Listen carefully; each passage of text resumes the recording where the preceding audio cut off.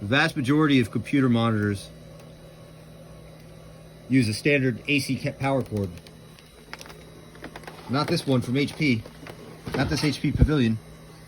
It uses a non-standard laptop-like power cord. It's just a regular computer monitor. It's not a computer, it's just a monitor.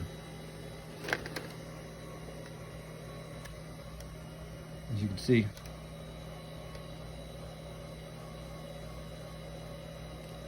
It's an LCD monitor. It's hard to believe, but yeah, they used a 19.5 volt the standard AC power cord.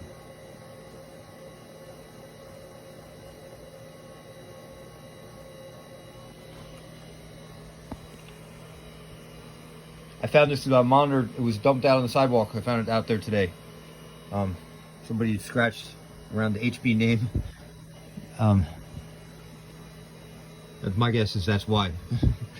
they probably weren't very happy that the monitor was a brick either. Because without a standard power cord, how is somebody supposed to plug it in? How am I supposed to test to see if it works?